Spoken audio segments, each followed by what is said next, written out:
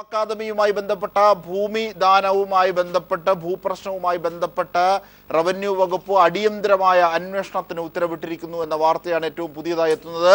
സുനിൽ അരിമാനൂർ ചേരുന്നു. സുനിൽ, ഒരുപക്ഷെ വിദ്യാർത്ഥി സമരം എന്നത് പ്രിൻസിപ്പളുമായി ബന്ധപ്പെട്ട മനുഷ്യാവകാശ വിരുദ്ധതയും വിദ്യാഭ്യാസ വിരുദ്ധതയുമായ പ്രവർത്തനങ്ങൾ മാത്രമാണ്. ഭൂമി പ്രശ്നത്തിലേക്ക് കാര്യങ്ങൾ എത്തുന്നത് വി.എസ്. അച്യുതാനന്ദന്റെ കത്തോടുകൂടി റവന്യൂ മന്ത്രി തീരുമാനിക്കുന്നതാണോ? എന്തൊക്കെയാണ് ഏറ്റവും പുതിയ വിവരങ്ങൾ?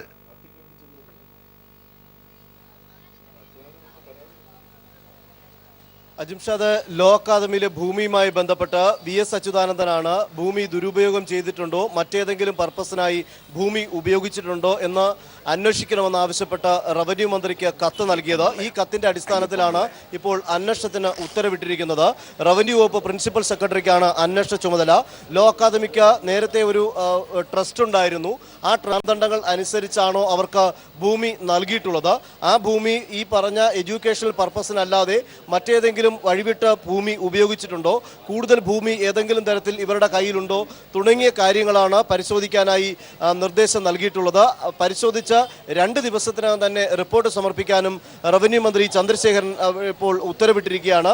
റവന്യൂ വകുപ്പ് പ്രിൻസിപ്പൽ സെക്രട്ടറി ഇക്കാര്യത്തിൽ ഇന്ന് തന്നെ പരിശോധന ആരംഭിക്കുമെന്നാണ് നമുക്ക് മനസ്സിലാക്കാൻ സാധിക്കുന്നത്. അതോടൊപ്പം തന്നെ ഇതിനകത്ത് നടന്നിട്ടുള്ള ഈ ഭൂമിയിൽ എഡ്യൂക്കേഷൻ പർപ്പസ് അല്ലാതെ ഏതെങ്കിലും തരത്തിൽ വഴിവിട്ട് ഏതെങ്കിലും തരത്തിൽ ഭൂമി ഉപയോഗിച്ചിട്ടുണ്ടോ എന്നുള്ള കാര്യം പരിശോധിക്കണം എന്നും പറയുന്നുണ്ട്. അതുപോലെ ഫ്ളാറ്റ് നിർമ്മിച്ചതുമായി ബന്ധപ്പെട്ട കാര്യത്തിൽ ഒരു ആരോപണം വി.എസ്. ഉന്നയിച്ചു. ഇക്കാര്യവും ഈ അന്വേഷണ പരിധിയിൽ വരും എന്നാണ് ഇപ്പോൾ റവന്യൂ മന്ത്രി അറിയിച്ചിട്ടുള്ളത്. അജിംഷാദെ, അതോടൊപ്പം മറ്റൊരു പ്രധാനപ്പെട്ട വാർത്ത കൂടിയുള്ളത്, SC/ST ആക്ട് പ്രകാരം ഇന്നലെ ലക്ഷ്മി നായർക്കെതിരെ പേരൂർക്കട പോലീസ് ഒരു കേസ് രജിസ്റ്റർ ചെയ്തിട്ടുണ്ട്. ഈ കേസിൽ അന്വേഷണ ചുമതല കന്റോൺമെന്റ് AC KE ബൈജുവിനാണ്. ഈ കേസുമായി ബന്ധപ്പെട്ട് ഇത് ജാമ്യമില്ലാ വകുപ്പ് പ്രകാരമാണ് കേസ് എടുത്തിട്ടുള്ളത്. പക്ഷേ അറസ്റ്റ് ഉടൻ ഉണ്ടാകില്ല. കാരണം ഇത് 1 വർഷം മുമ്പ് നടന്നിട്ടുള്ള ഒരു സംഭവമായി തന്നെയാണ് പരാതി നൽകിയിട്ടുള്ളത്. അതുകൊണ്ട് തന്നെ ഇക്കാര്യത്തിൽ പരാതി നൽകിയ വ്യക്തിയോട് മൊഴിയെടുക്കേണ്ടതുണ്ട്. അതിനുശേഷമായിരിക്കും ലക്ഷ്മി നായരെ ഇക്കാര്യത്തിൽ ചോദ്യം ചെയ്യുക എന്നാണ് അന്വേഷണ ഉദ്യോഗസ്ഥൻ കൂടിയായ ബൈജു ഇപ്പോൾ അറിയിച്ചിരിക്കുന്നത്. ഇത്തരം നടപടികളുമായി മുന്നോട്ട് പോകുന്ന ഒരു നിലപാടായിരിക്കും ഈ ഒരു കേസുമായി ബന്ധപ്പെട്ട് പോലീസിന്റെ ഭാഗത്തു നിന്നുണ്ടാകുന്നത്. റവന്യൂ വകുപ്പ് ഇത്തരത്തിൽ ഭൂമി ഇടപാടുമായി, അതായത് ഭൂമി ദുരുപയോഗവുമായി ബന്ധപ്പെട്ട് തന്നെ അതിൻ്റെ കൃത്യമായ പരിശോധന നടത്താനായി ഒരു ഉത്തരവ് മറുഭാഗത്തും പുറപ്പെടുവിച്ചിരിക്കുകയാണ്.